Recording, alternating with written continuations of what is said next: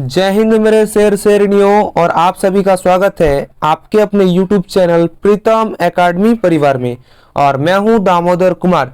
तो दोस्तों, जैसा कि हम लोग अभी संसाधन और विकास चैप्टर में हम लोग बात कर रहे हैं, ठीक है। कुछ दिनों से लगातार उसका वीडियो आ रहा है संसाधन और विकास चैप्टर का।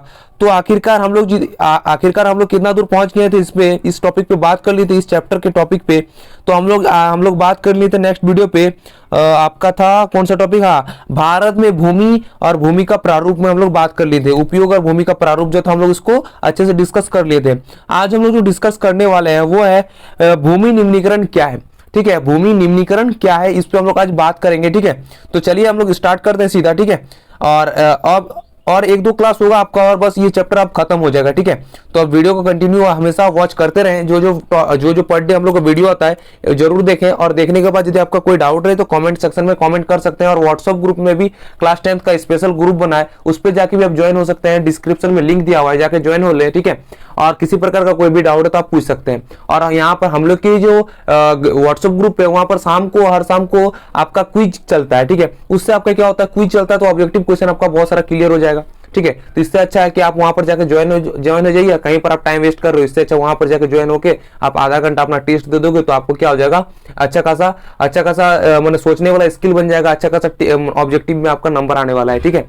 तो चलिए अब हम लोग बात कर लेते हैं आज के इस टॉपिक पे, क्या है भूमि निम्नीकरण क्या है। तो इसको पहले एक बार रीड करता हूं मैं, ठीक है, और उसके बाद मैं आपको समझा दूंगा। तो पहले लिखा गया है कि भूमि का उपजाऊपन कम हो जाना या खत्म हो जाना भूमि निम्नीकरण कहलाता है, ठीक है। कोई भूमि उपजाऊ है, मतलब जिसपे फसल बहुत अच्छा उगता है, ठीक है, वो कुछ साल बाद क्या हो जाएगा, बंजर भूमि बन जाएगा। उस पे फसल लगा रहे, फसल सही से नहीं हो रहा है, तो ऐसे भूमि को क्या बोलेंगे, बंजर भूमि या फिर भूमि निम्नीकरण, ठीक है। उसी को क्या बोलेंगे, भूमि निम्नीकरण, ठीक है। उसके बाद इसका कारण क्या, देखिए किस कारण से ये होता है।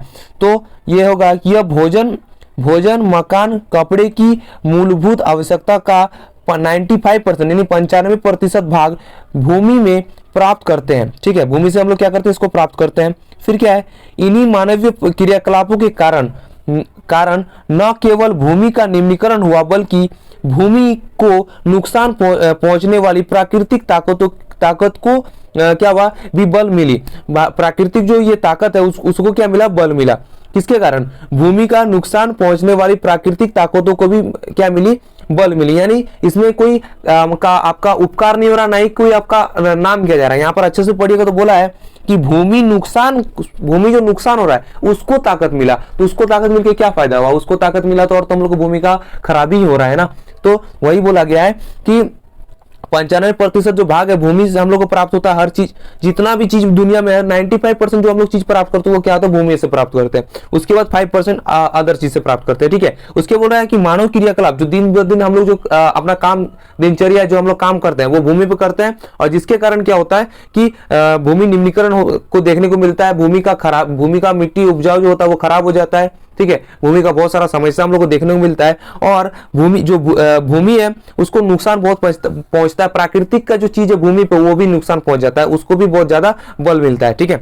अब कारक, हम लोग उस कारक पे बात करेंगे तो वनोन्मूलन का कारक बनता है ये अति पशुचारण और खनन। यानी देखिए इसका कारक जो है, मतलब किसके कारण होगा, तो इसका वनोन्मूलन यानी वनों की कटाई से भी ये देखने को मिलता है। जैसे हम लोग कोई चीज फर्नीचर का भी काम करेंगे तो क्या करेंगे, पेड़ को काटना पड़ेगा ना, तभी तो फर्नीचर की चीज बनेगा। फर्नीचर का चीज नहीं बनाएंगे, तरह तरह का चीज नहीं आएगा मार्केट में, तो क्या हम लोग का डेवलपमेंट होगा, नहीं, डेवलपमेंट नहीं हो पाएगा।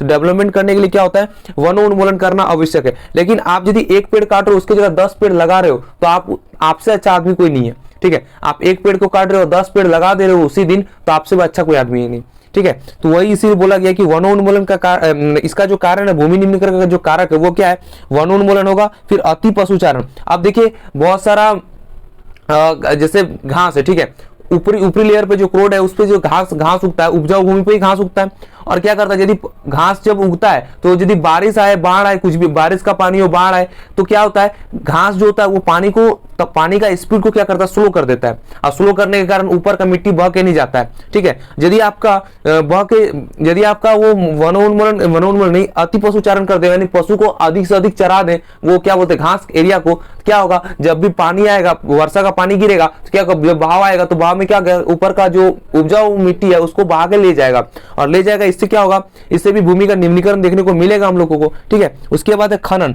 खनन किसको बोलेंगे कि तरह तरह का चीज मार्केट में भी देख सकते हो, तरह तरह की चीज, क्या लोहा का चीज हो गया, तांबा का हो गया, पीतल का हो गया। ठीक है, बहुत सारा चीजों वस्तु है किसका, जो धातु का बन रहा है, तो धातु कहां से आ रहा है, चट्टान से आ रहा है। चट्टान जब तक हम लोग जमीन को कोड़ेंगे नहीं, कि हम लोग अंदर का खनिज को हम लोग निकाल पाएंगे, नहीं निकाल पाएंगे। तो कोड़ना ही क्या, जमीन को कोड़ना ही खनन कहलाता है। ठीक है, पृथ्वी का ऊपरी परत को कोड़ते कोड़ते जो हम लोग को खनिज मिलता है, उस खनिज को प्राप्त करने के लिए हम लोग क्या करना पड़ता है, खनन करना पड़ता है, इसी को बोलते हैं खनन। समझ गए, तो ये तीनों जो कारक है वो सही है इसके लिए। ठीक है, चलिए अब हम लोग बात करते हैं भूमि निम्नीकरण की माप। ठीक है, भूमि निम्नीकृत की माप। ठीक है, ठीक है, वर्तमान में भारत में लगभग 13 करोड़ हेक्टेयर भूमि निम्नलिखित में निम्नलिखित में है। निम्नलिखित होना चाहिए, निम्नलिखित हो गया। ठीक है, कोई बात नहीं। निम्नलिखित में से किसमें उपयोग हो रहा है, देखिए तो पहला लगभग 28% भूमि किसमें, वन में उपयोग हुआ है। फिर लगभग 56% यानी 56% भूमि किसमें है, जल का अपरदित में है। ठीक है, जल अपरदित माने जल से घिरा हुआ है। ठीक है, उसके बाद शेष भूमि जो है लवण्य और क्षार है। लवण्य और क्षार माने जिसमें हम लोग कुछ नहीं कर सकते, एकदम बंजर भूमि जिसको बोलेंगे। ठीक है, शेष भाग। तो आपका देखा जाए तो ये और ये भूमि क्या है हम लोग का उपयोग में, बाकी ये भूमि किसी काम का नहीं है हम लोग का। ठीक है, ये भूमि हम लोग उपजाऊ नहीं कर सकते। हाँ, इसमें मकान हम लोग बना सकते हैं। ठीक है, मकान बना सकते हैं, मतलब ये उपयोगी है, ऐसा बात नहीं कि उपयोगी नहीं है, उपयोगी तो है, हर भूमि उपयोगी है। दलदल भूमि को भी आदमी दलदल भूमि पे भी अभी आदमी क्या कर रहा है, बहुत सारा चीज को करके दिखा दे रहा है। ठीक है, तो अभी के जमाने में हर चीज पॉसिबिलिटी है। ठीक है, तो तीनों हम लोग देख सकते हैं किस प्रकार से यहाँ पर बांटा गया है कि भूमि निम्नीकरण का जो माप है 13 करोड़ हेक्टेयर भूमि को इस प्रकार से बांटा है कि 28% भूमि वन में है, 56% भूमि जल अपरदित पे है, और शेष भूमि लवणीय और क्षारीय पे है। ठीक है, फिर हम लोग बात करते हैं क्वेश्चन यहाँ पर एक बना हुआ है। क्वेश्चन देखिए कैसा क्वेश्चन है, जो यहाँ क्वेश्चन दिया गया वो क्वेश्चन एग्जाम में पूछा गया क्वेश्चन है। ठीक है, और एग्जाम में आने वाला क्वेश्चन भी यहाँ पर दिया गया है। तो आप अच्छा से पीडीएफ को यदि रीड करोगे तो आपका क्या हो जाएगा, एकदम मतलब 80% चीज तो क्लियर हो जाएगा। उसके बाद फिर एक बार बुक को रीडिंग कर दोगे और जो हम लोग क्वेश्चन देंगे मोस्ट वेरी इंपॉर्टेंट वो कर लोगे, तो आपको 90% पार करने से कोई नहीं रोक सकता है। ठीक है, अच्छे से एकदम खाली पढ़ाई करना है, मन लगा के करना है। यहाँ पर देख सकते हो क्वेश्चन बोला है कि खनन के कारण किन क्षेत्रों में भूमि का निम्नीकरण हुआ है और कैसे। ठीक है, इसमें हम लोग बात करेंगे। तो इसमें ये क्या है कि झारखंड, छत्तीसगढ़, मध्य प्रदेश और उड़ीसा। मध्य प्रदेश को एमपी बोलते हैं, शॉर्ट फॉर्म पे उड़ीसा। ठीक है, ये कौन कौन सा है, पहले हम लोग फिर से एक बार डिस्कस कर ले, किस पे हम लोग कौन कौन सा बोला है, एक बार ध्यान से देख लीजिए।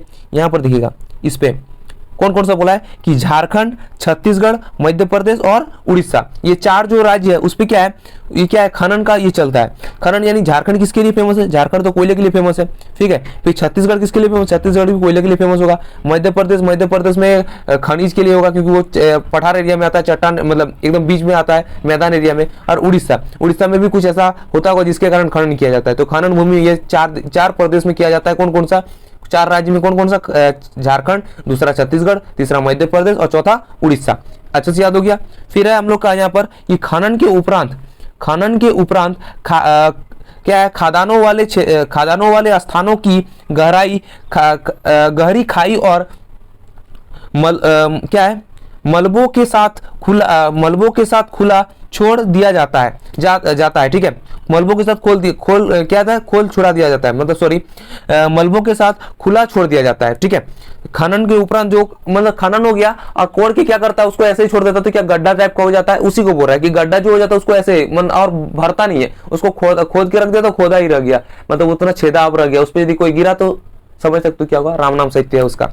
ठीक है, वही चीज बताया गया है। फिर क्या है, अति पशुचारण के कारण किन क्षेत्रों में भूमि का निम्नीकरण हुआ है, किन किन क्षेत्रों में हुआ है अति पशुचारण के कारण। ठीक है, पहला तो गुजरात आएगा। ठीक है, सेकंड आएगा राजस्थान, थर्ड आएगा आपका मध्य प्रदेश और लास्ट जो आएगा वो महाराष्ट्र। ये चार जो प्रदेश है आपको, ये चार जो प्रदेश देख रहे हो आप, उस पे क्या होता है कि अति पशुचारण होता है। ठीक है, अति पशुचारण के कारण यहाँ पर क्या हो रहा है, विकास उतना अच्छा से नहीं हुआ है। ठीक है, अति पशुचारण के कारण, अति पशुचारण कर देगा तो क्या हो जाएगा, यहाँ पर पानी का जो लेयर आएगा उसको क्या करेगा, उसको ऊपर का लेयर को बहा के ले जाएगा और यहाँ पर अच्छे से खेती नहीं हो पाएगी।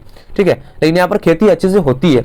ठीक है, कुछ क्षेत्रों में वैसा नहीं है कि हर जगह पे ऐसा होगा। ठीक है, यहाँ पर आप रोड पे निकलते हो तो ऐसा बात थोड़ी है कि हर जगह आपको धूप ही लगेगा, कहीं पर आपको छाव भी मिलता है। ठीक ठीक है। तो इसी प्रकार से बात होता है यहाँ पर कि जहाँ कुछ कुछ जगह में ऐसा होता है जहाँ पर भूमि का उपजाऊ होता है, वहां पर घास रहता है, जिसके कारण क्या होता है आपका अति पशुचारण नहीं होता है। वहां पर अति पशुचारण नहीं होगा तो घास रहेगा तो क्या होगा, उसका पानी का लेयर को धीरे कर देगा, धीरे करेगा तो ऊपर का जो मिट्टी है वो बच के रहेगा। अब बच के रहेगा तो जाहिर सी बात उस पर उपजाऊ, उस पर हम लोग फसल करेंगे तो उपजाऊ अच्छा होगा उस पर।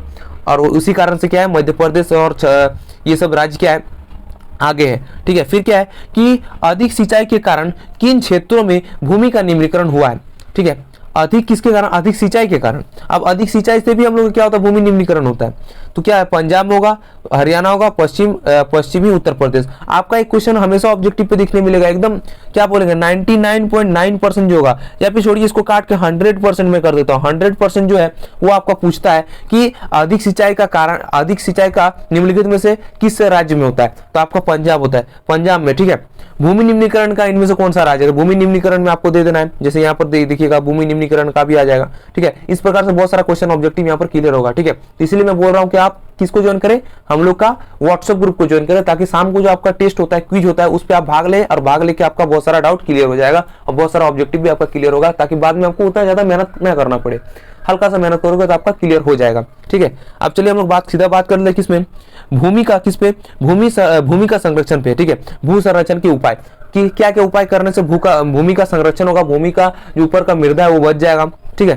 तो हम लोग बात कर लेते हैं उस पे। यहाँ पर देखिएगा 4-5 कारण दिया गया है, उसको हम लोग अच्छे से पढ़ेंगे कि भूमि निम्नीकरण की समस्याओं को सुलझाने के तरीके, ठीक है। पहला तरीका आप देख सकते हो, पहला तरीका यहाँ पर क्या बोला है कि वन रोपण और चरगाहों की उचित प्रबंध करके, ठीक है।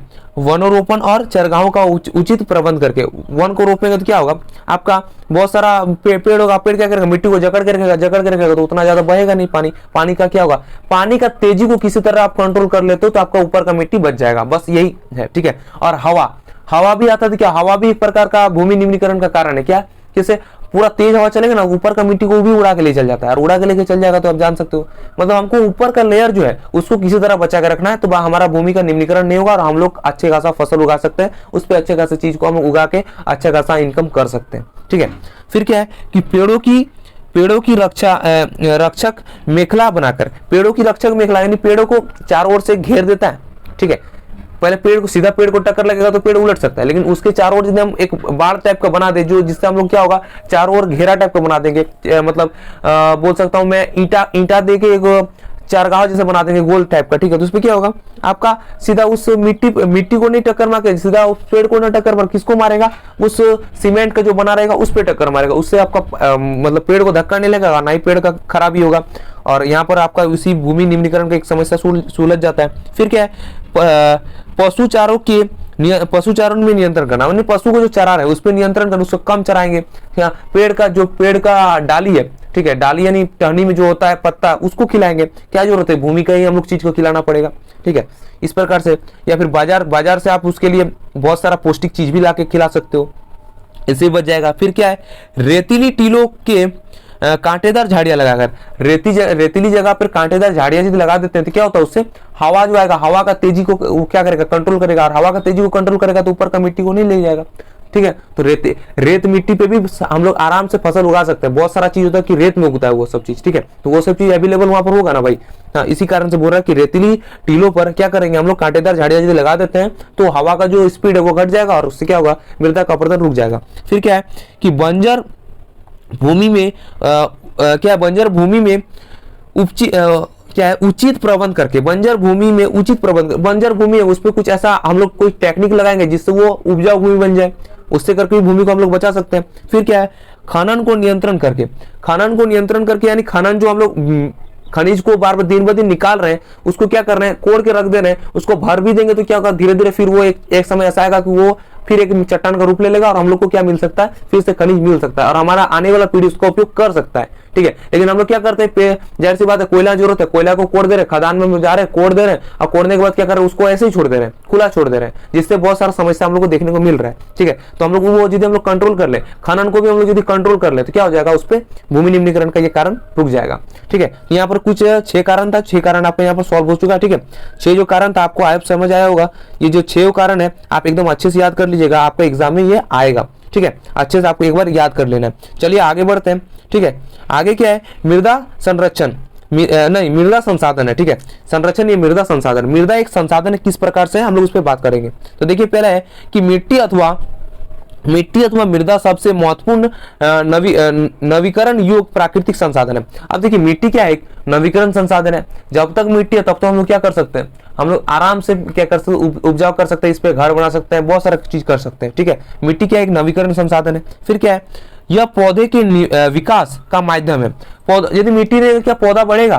क्या आप हवा में पौधे को लटका दोगे, क्या वो बढ़ेगा? कैसे बढ़ सकता है, पॉसिबल ही नहीं है, ठीक है। हवा में हम लटका दें तो क्या वो बढ़ेगा? नहीं, जब तक मिट्टी पे नहीं गाड़ोगे आपका वो नहीं बढ़ेगा। तो क्या है, पौधों के लिए विकास का एक माध्यम है जो पृथ्वी पर विभिन्न प्रकार की जीवों का क्या करता है, पोषण करती है। जीवों के पृथ्वी पे बहुत सारा जो जीव है, जैसे हम लोग क्या है, पृथ्वी का ही एक जीव है। तो वो जीव क्या है, हम लोग उस पे रह रहे हैं, उस पे बहुत सारा चीज करते हैं, पोषण कर रही है कि नहीं, हम लोग का पाल पोषण कर रही है कि नहीं, वो एकदम कर रही है। हम लोग यदि मिट्टी ना रहे तो हम लोग रहेंगे कहाँ पर, जमीन ही ना रहे तो हम लोग हवा में क्या उड़ पाएंगे? नहीं रह पाएंगे ना भाई। तो इसी कारण से क्या है, मिट्टी एक बहुत ही बड़ा क्या है, हम लोग के लिए संसाधन, उपयोगी संसाधन है, ठीक है। उसके बाद क्या है, मृदा एक क्या है, जीवंत तंत्र है। जीवन तंत्र यानी जीवन को जो रहने वाला एक एरिया देता है, जीवों को रहने वाला जो एरिया देता है, तो जीवन तंत्र हो गया एक प्रकार का जीवन तंत्र, ठीक है। फिर क्या है, कुछ सेंटीमीटर गहरी मृदा बनने में लाखों वर्ष लगती है। देखिए कुछ सेंटीमीटर बोला है, मतलब 2 या 3 सेंटीमीटर बनने में लाखों वर्ष का समय लगता है। तो समझ सकते हो कि आपका माइंड में आ ही रहा होगा, सोच सकते हो कि यदि हम पेड़ की कटाई कर रहे हैं, अति पशुचारण कर दे रहे हैं, तो वो ऊपर पर जो लेयर हट जाएगा उसको बनने में कितना दिन लगेगा। यहाँ पर कितना दिन बोला है आपका, लाखों वर्ष। लाखों वर्ष खाली एक्सपेक्टेड बताया गया, एक संभावित समय बताया गया है। लाखों वर्ष से ज्यादा लग सकता है, कम नहीं लगेगा, ठीक है। तो इसी कारण से क्या करना चाहिए हम लोग को, हमेशा इस चीज का ध्यान रख के, और हमेशा पेड़ों की कटाई, मतलब पेड़ों की कटाई तो हो रही है, लेकिन हम लोग यदि एक पेड़ काट रहे हैं तो 10 पेड़ को लगाना पड़ेगा, तभी हम लोग उसके लिए एलिजिबल है, तभी हम लोग उसके लिए क्या है, उसको हम लोग काट सकते हैं। वरना हम लोग का कोई अधिकार नहीं होता है कि हम उसको काट सके, ठीक है। और यदि आपका कोई उपयोग नहीं है फिर भी आप नहीं काटेंगे, फिर भी आप नहीं काट सकते हो, ठीक है। फिर क्या है, यहाँ पर आप देख सकते हो मृदा, एक मिनट, हाँ यहाँ कॉल आ गया था, कोई बात नहीं। अरे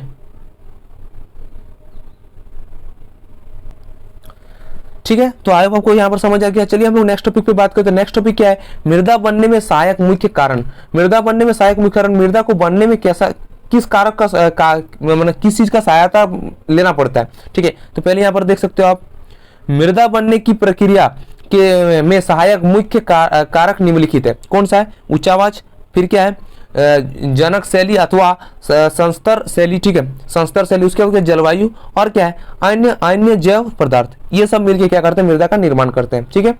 फिर आपका क्या है, मृदा बनने में सहायक प्राकृतिक तत्व। मृदा बनने में सहायक प्राकृतिक तत्व, प्राकृतिक जो तत्व है वो क्या क्या यहाँ पर करता है, ठीक है।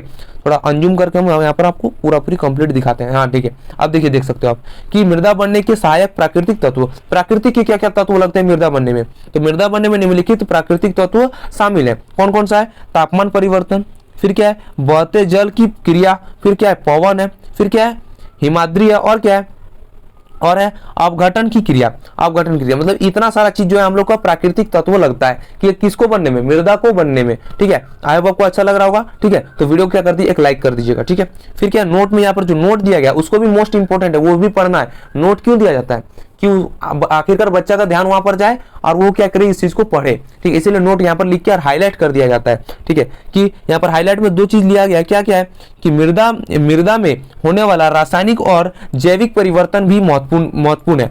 मतलब रासायनिक परिवर्तन भी होना जरूरी है और जैविक परिवर्तन भी होना जरूरी है, तभी मृदा का बनना पॉसिबिलिटी है, तभी मृदा बन सकता है, ठीक है। फिर क्या है, मृदा ह्यूमस और अजैव दोनों पदार्थों से बनती है।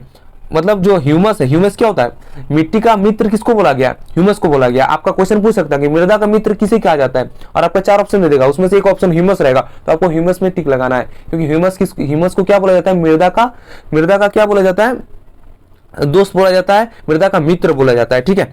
यहाँ पर हो गया, 2 टॉपिक आप पढ़ लिए। फिर यहाँ पर क्या है, अब हम लोग आगे बात कर लेते हैं मृदा का वर्गीकरण, ठीक है। मृदा का वर्गीकरण करके हम लोग क्या कर देंगे, आज इसको स्टॉप कर देंगे, ठीक है। मृदा का वर्गीकरण क्या क्या है, भारत में मृदा का वर्गीकरण किस आधार पर किया जाता है, किस आधार पर किया जाता है, तो भारत में मृदा का वर्गीकरण निम्न आधार पर किया जाता है। ठीक है, क्वेश्चन बन रहा है कि भारत में मृदा का जो परिवर्तन है, वर्गीकरण परिवर्तन है, भारत में मृदा का जो वर्गीकरण वो किस प्रकार किया जा रहा है, किस प्रकार किया जा रहा है, हम लोग यहाँ पर देखेंगे भारत में मृदा का वर्गीकरण निम्न आधार पर किया जा रहा है। अब कौन कौन सा आधार है, तो हम लोग इसको एक बार बात कर लेते हैं। देखिए यहाँ पर दिया है कि बनने की प्रक्रिया, ठीक है, मृदा बनने में नहीं, मृदा बनने की प्रक्रिया को निर्धारित करने वाला तत्व, मृदा को बनने में निर्धारित करने वाला तत्व भी इसमें शामिल है। फिर क्या है, मृदा का रंग भी है। ठीक है, उसके बाद क्या है, मृदा की गहराई। अब इन तीनों चीजों से हम लोग क्या करते हैं, मृदा को वर्गीकृत करते हैं। पहला मृदा बनने की प्रक्रिया को निर्धारित करने वाला तत्व, जो तत्व किस में पाया जाता है, किस मिट्टी में क्या तत्व पाया जाता है, उस एरिया में उसको बांट देंगे। फिर क्या है कि मृदा का रंग, और फिर क्या है, मृदा की गहराई। ठीक है, इस प्रकार से हम लोग तीन जो चीज है उससे हम लोग बांट सकते हैं। फिर यहाँ पर और तीन दिया गया, कौन कौन सा तीन है कि मृदा की गठन, मृदा का किस प्रकार से गठन है, इससे भी हम लोग मृदा को वर्गीकृत कर सकते हैं। और मृदा की आयु कितना से कितना वर्ष तक ये मृदा चलेगा, ये भी इससे भी हम लोग बांट सकते हैं। और क्या है, मृदा की रासायनिक और भौतिक गुण, क्या क्या उसमें गुण है मृदा में। ठीक है, रासायनिक और भौतिक गुण क्या क्या पाया जा रहा है वो चीज में। इस प्रकार से हम लोग क्या करते हैं, मृदा का ये छह प्रकार के हम लोग ये किए, इससे हम लोग क्या करते हैं, मृदा को हम लोग बांट सकते हैं, वर्गीकृत कर सकते हैं। ठीक है, अब यहाँ पर नोट में देखिए एक चीज लिखा गया है, क्या है कि भारत की निम्नलिखित मृदा पाई जाती है। अब कौन कौन सा मृदा भारत में पाया जाता है यहाँ पर देख लेते हैं, और वीडियो को क्या करते हैं यहाँ पर स्टॉप करेंगे, क्योंकि आज का देखिए वीडियो 20 मिनट मतलब लगभग 21 मिनट का बन चुका है। ठीक है, तो इससे अच्छा है हम लोग अब इस पे हम लोग बात करके आज स्टॉप करते हैं, फिर कल नेक्स्ट पार्ट में आपका पढ़ाया जाएगा। ठीक है, तो मृदा का प्रकार, भारत में जो मृदा पाएगा इसका ही है। ठीक है, पूरा विश्व नहीं, सिर्फ भारत का। भारत में कौन कौन सा पाया जा रहा है, एक मिनट में थोड़ा जूम कर लेता हूँ, इससे क्या होगा आपको क्लियर दिखेगा। अब देख सकते हो मृदा के प्रकार, पहला क्या है जलोढ़ मृदा, दूसरा क्या है काली मृदा, तीसरा क्या है लाल मृदा, लाल और पीली मृदा एक ही में आ जाएगा, लाल और पीली मृदा एक ही में आ जाएगा। फिर क्या है लेटेराइट मृदा, मरुस्थलीय मृदा और वन मृदा। तो कितना प्रकार का, 1 2 3 4 5, ठीक है, 5 और 6 प्रकार से आपका मृदा यहाँ पर देखने को मिल रहा है, यहाँ 3 और यहाँ 3, 6 प्रकार का मृदा मन भारत में पाया जा रहा है। ठीक है, तो आप लोग अच्छे से याद कर लीजिएगा। इस यदि जो इस वीडियो को देख रहा है उसका बेनिफिट क्या है कि आपको जब क्विज में शाम को पूछा जाएगा तो यही सब क्वेश्चन जो मैं पढ़ा रहा हूँ, यही सब क्वेश्चन को वहां पर पूछा जाता है। जो मैं ध्यान देने बोलता हूँ वही सब क्वेश्चन वहां पर पूछता हूँ। और बहुत सारे बच्चे गलत कर देते हैं, जो अच्छे से वीडियो को नहीं देखते वो गलत कर देते हैं। कोई बच्चे कॉमेंट करते हैं कि सर मैंने तो वीडियो देखा ही नहीं।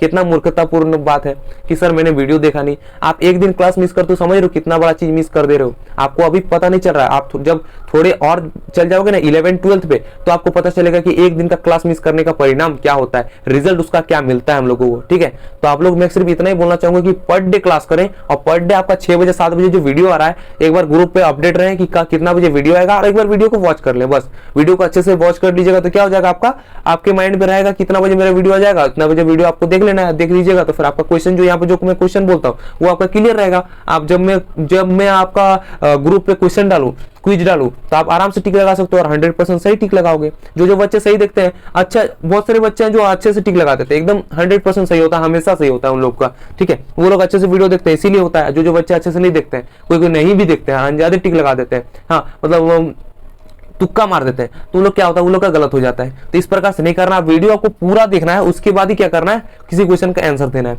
ठीक है, तो अभी तक जो बच्चे वीडियो को पूरा नहीं देखे, प्रीवियस वाला वीडियो नहीं देखे, नेक्स्ट टॉपिक का वीडियो नहीं देखे, मतलब जो मैं पढ़ा दिया उसको वीडियो नहीं देखो, तो जाके वीडियो को पहले देख लो, उसके बाद ही यहाँ पर क्या करो, इस वीडियो को देखने के बाद आप आराम से क्वेश्चन को टिक लगा सकते हो, ये दावा है मेरा। ठीक है, तो आज के लिए बस इतना ही। ठीक है, आई होप वीडियो आपको अच्छा लगा होगा। यदि वीडियो आपको अच्छा लगे तो एक लाइक जरूर कर देना है, और कमेंट सेक्शन में कमेंट कर देना है कि कहां पर हम लोग का थोड़ा डाउट है, किस प्रकार से आपको किस जगह में प्रॉब्लम आ रहा समझने में, कमेंट कर दीजिएगा। ये चीज आपको नेक्स्ट वीडियो में सुधार के दिया जाएगा। ठीक है, सुधार दिया जाएगा। ठीक है, तो चलिए आज के लिए बस इतना ही, मिलते हैं किसी नेक्स्ट वीडियो पे, तब तक के लिए जय हिंद, जय भारत, वंदे मातरम।